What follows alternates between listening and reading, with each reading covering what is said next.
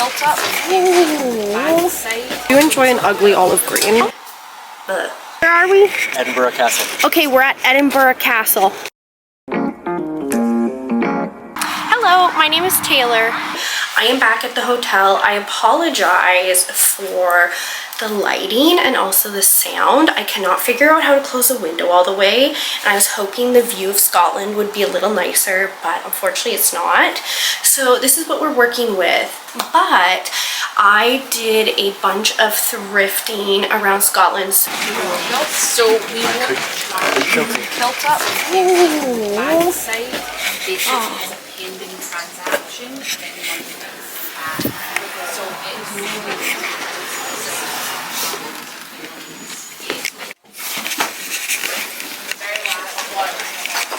I'm gonna try on and show you some of the finds in Glasgow.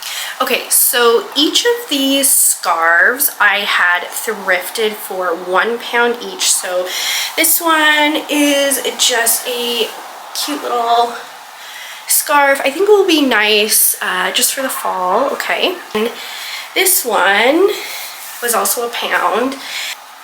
I would wear it like if it's rainy. Not that I've ever worn a scarf like this. I say this like I haven't already had a photo shoot in it.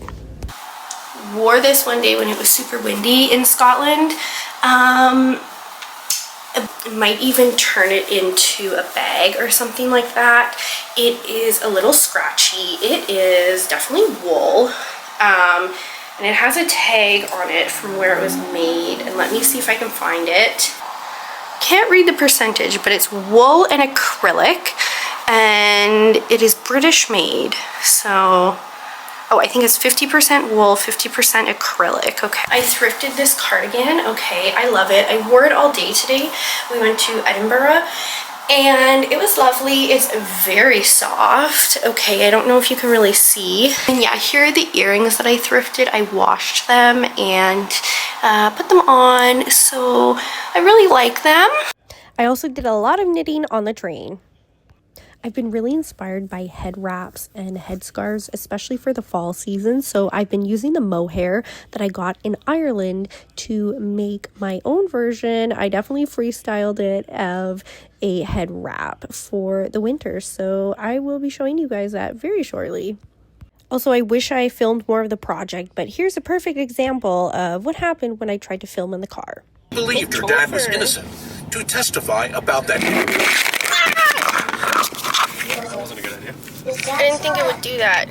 Anyone who saw my last video knows that this is the yarn that I spun myself. I used a drop spindle and I actually started making a hat and it turned out so cute and I just had to show you guys. As for the project I was working on, so I have just showed you guys some clips of me knitting a very special project. So I was basically saying from the mohair that I picked up in Ireland, this one's a beautiful navy blue and this one's a lovely like crimson red. Okay, I decided to pair them together. I kind of do this thing that I call intuitive knitting, or basically I will look at a pattern and see if I can just pick it up from looking at it. Like I said, I just in general have a difficult time following patterns. I've always been like that. So I basically decided to wing it. So here is my adorable little hood.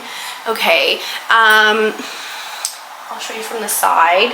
It has a little point in the back.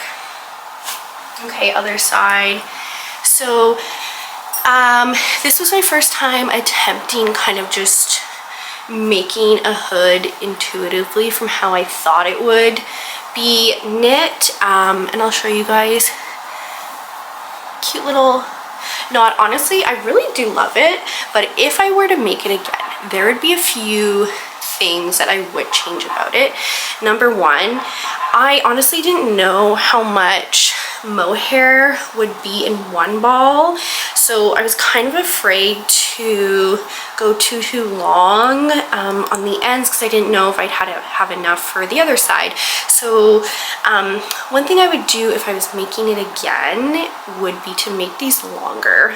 Another thing I would do is, I think, rather than making two separate pieces and stitching them together in the middle and back, so I'll just show you. I actually crocheted them together because I brought a crochet hook with me and I forgot a needle. So I single crocheted all along the back and the top, okay, just to put it together. But one thing that I would do differently if I was to make this again is I would start from one end all the way to the other. Then you would just have to stitch up the back. Obviously, I did my best to kind of do a hack or a mock of the Sophie hood. No, it is not like 100% perfect when you compare it to like the Sophie hood. It's not an exact replica, but it's really cute and I'm actually quite excited to wear it. One day I would love to even just make a tutorial, so if anyone is at all interested in having a little tutorial on how I made this cute little hood, I'd be more than happy to post a tutorial of it. I'm just not super technical in writing patterns, so probably wouldn't have a pattern, but I would love to make a video tutorial. So if anyone at all is interested in that, please do let me know. So the next thing that I finished knitting while on my Ireland and Scotland trip is a little beanie. So it originally was going to be for me, however, I honestly just didn't measure the amount of stitches properly, which obviously is my fault, but it fits my boyfriend's head perfectly. He is currently sleeping in the bed, so I don't want to disturb him, but it's really big on my head. But like, I have such a tiny head, so yes, I wish I could wear it, but it's just way too big. But yeah, it fits my boyfriend's head perfectly, and he really loves the colors, honestly, and he actually wanted me to make him a matching scarf. But this was the wool that I drop spindled. So one video ago I showed my drop spindling and how I was starting doing that. I still need to weave in the ends of this hat, but I just wanted to make sure the fit was okay, and I still need to finish tightening up the top here. But this hat was super easy as well. All I did was, I think I cast on, and remember, this is chunky yarn, so depending on what weight of yarn you're using is going to be different for sure, but I cast on 48 to 50 stitches. I don't quite recall. I think it was 48 stitches. And like I said, because it's chunkier, it's going to obviously be bigger, and that's where I went wrong. I just kept placing it on his head to see where I should close it up at, and then when I started to get to the white part, I started to decrease. And then I was decreasing in the round, and I then closed it up by just stitching across. I'm gonna do a few more stitches across, hence I left quite a long tail because I'm not done yet stitching it up. But yeah, so this hat pattern was quite easy. I did use a pattern to make a hat prior, so that's why I do have some knowledge of, you know, how to make a hat.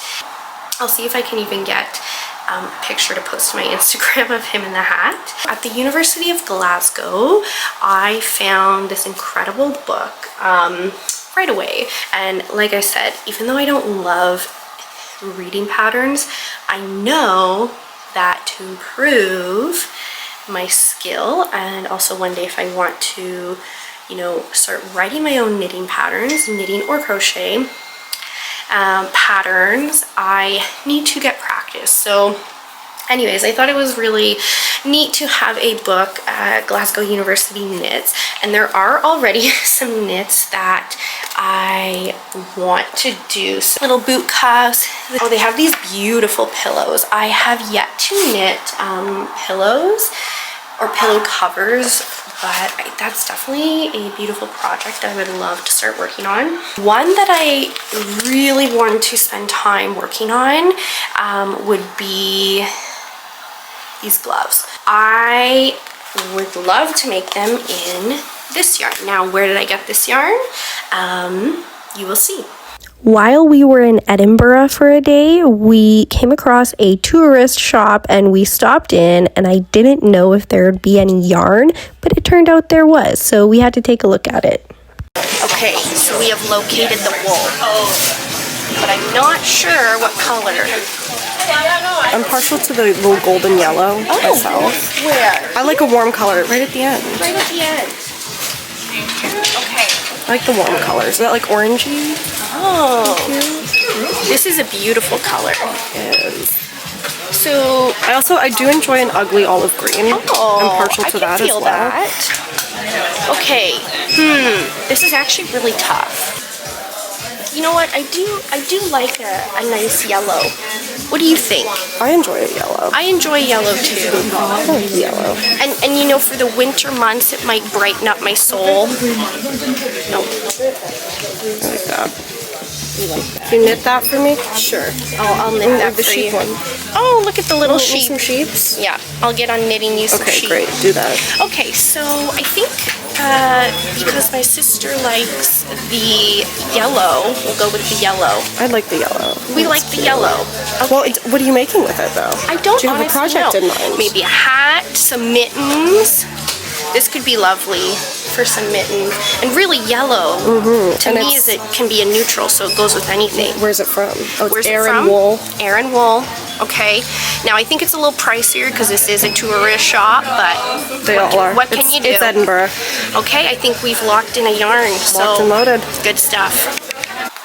So I picked this up today at a very tourist shop in Edinburgh. I originally didn't know if they would have yarn, and my sister and my boyfriend told me not to get my hopes up, but then at the very end I found some yarn. So there's actually quite a lot in here. If I'm correct, this yarn was about 26 pounds, around 26 to 28 pounds. I paid in cash. I'm trying to get rid of all my coins before I leave. This is 100% British wool. It is very soft. Of course, it's a bit stiffer, but that's why I think it's going to be perfect for those gloves. And there's quite a lot here. That's why I also think it will be great, because I know I probably won't run out of yarn. So I'm actually very excited to wind this yarn. I do not have a Swift. My friend Margaret has a Swift, so probably next craft night I'll be asking Margaret if she can help me wind up this yarn. If not, I'll just use my boyfriend to help me again. I literally made this poor man hold my yarn while I was winding it on our 7-hour bus ride. Okay, so we did go to another charity shop in Edinburgh today. I was noticing one of the biggest differences, obviously Edinburgh is a lot more of a tourist area, so even the charity shops were a lot higher in their prices than what I was noticing. Like, for example, I got this £4 in the less touristy part of Glasgow, and then this, even though it's, you know, same material, it was £15. But here's the reason why I bought it. So it is a long knit skirt. Okay, it's beautiful. I did try it on in the store over my pants, so I know it fits my waist really nice. Now, I believe it is handmade. The reason why I think it is handmade is because of this zipper clasp situation, and also the stitching, okay?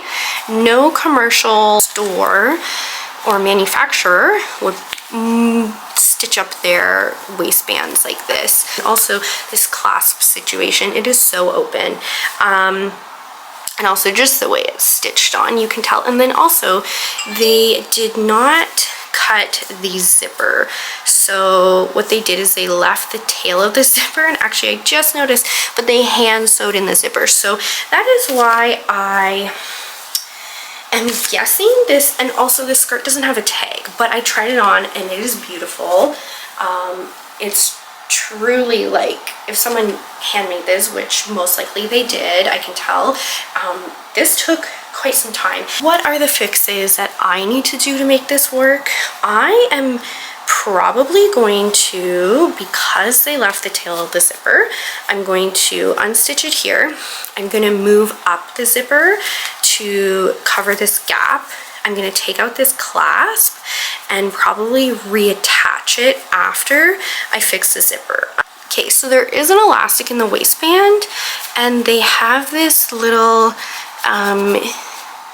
fabric, I guess, covering the end of the elastic. So anyways, there's a few fixes, but really the core, the whole of the skirt is beautiful. Obviously I'm going to give it a wash. I'm going to hang dry it because there are a few marks on it, but really it is just beautifully made. For someone to knit this is stunning. And on my to knit list, a skirt is definitely something I do want to make.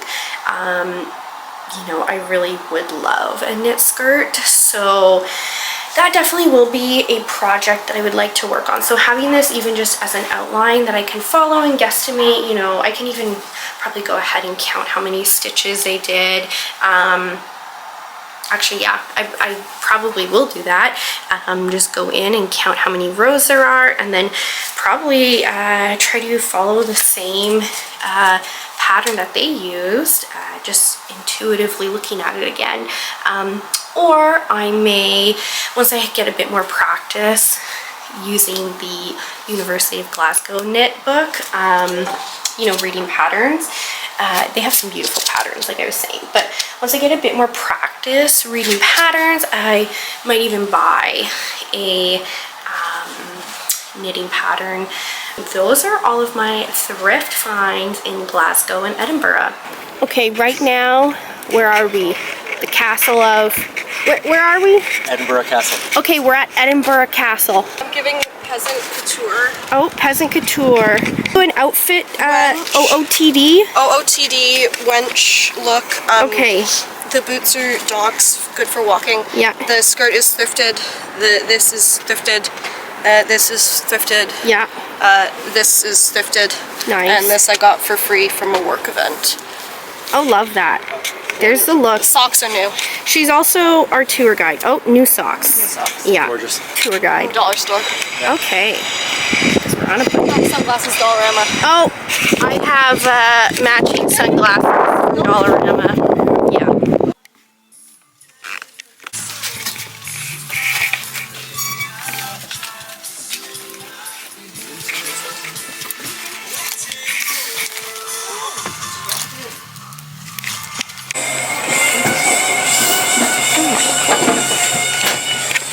These are all men's, I presume.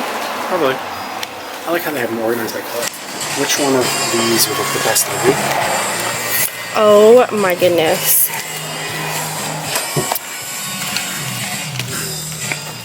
Really, they're all great. I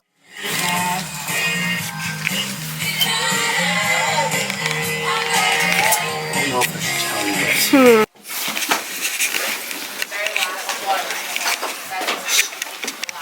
So one thing that I noticed that I really liked is there was a charity shop on certain streets. There were charity shops like within 3 shops of each other. Like, you walk down this one street, I don't know the name, I can't remember the name, but if you sometimes walk down streets, there's like 5 charity shops. I loved that, obviously. We did stop to go in quite a few of them. One thing I noticed though, there were quite a few vintage shops as well. The vintage shops I was noticing obviously were a bit more expensive because they were curated, same as in Canada or even the States, I'm sure, or other places.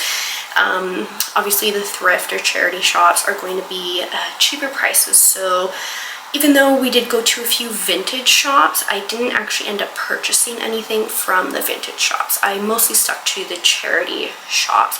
And one thing that I do actually like is that I guess I do know that they are going to charities. So that actually made me feel good about spending my money. So as you can see, I have a few projects I need to work on when I get back to Canada. I was hoping to collect a few little projects, so I'm not too bored when I come back. But I'm very happy with everything that I had created. There she is, trudging along.